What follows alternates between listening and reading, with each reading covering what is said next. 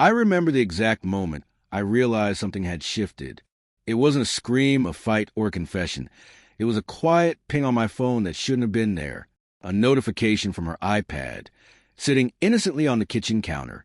I wasn't snooping. I never had been. But curiosity, I'll call it instinct, made me glance at the message preview. Can't wait to see you tonight. You make everything better. It took a beat for my mind to catch up. Tonight, not me. Tonight, our anniversary. 8 years. 8 years I thought were ours alone. My chest tightened, the air in the kitchen suddenly thick. I swallowed hard, telling myself I must be misunderstanding. Maybe it was a work thing, a joke, someone quoting a movie. My rational mind tried to chase away the creeping fear, but it couldn't. I remembered the past few weeks.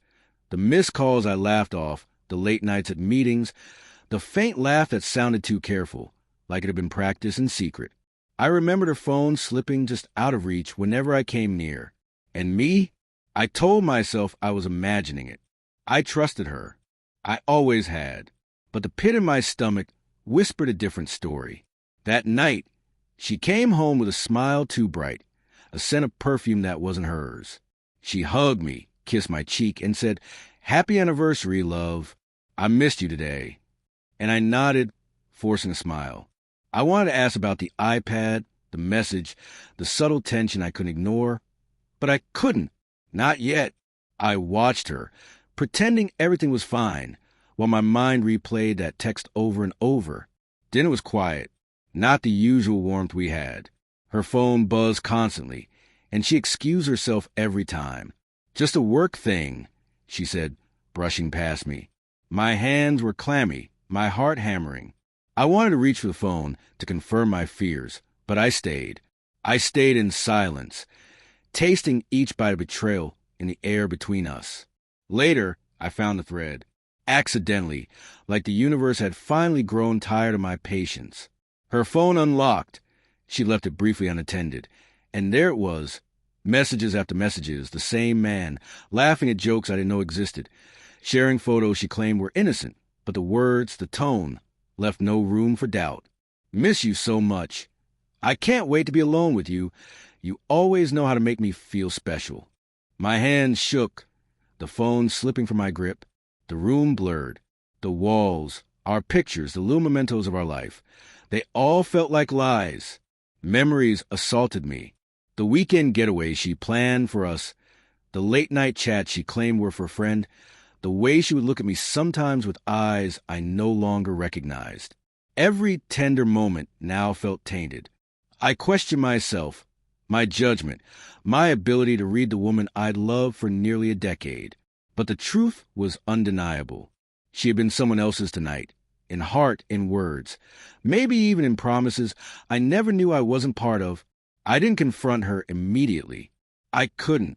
I went to bed, watching her sleep beside me, feeling the betrayal so close I could almost touch it. Her breathing was soft, steady, innocent, or maybe practiced. My mind raced with anger, heartbreak, and disbelief. I wanted to scream, to throw the phone, to wake her and demand answers.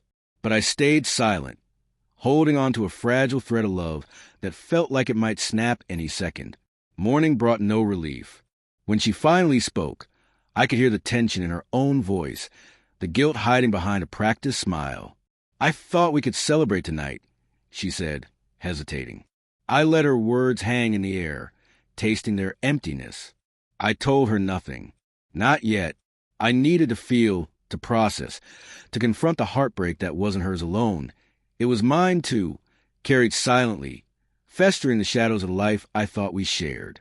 The confrontation came hours later. Not loud, not violent, just a quiet, inevitable reckoning. "Who are you texting?" I asked, my voice calm, but my hands were shaking. She froze, and in that silence, I already knew the answer.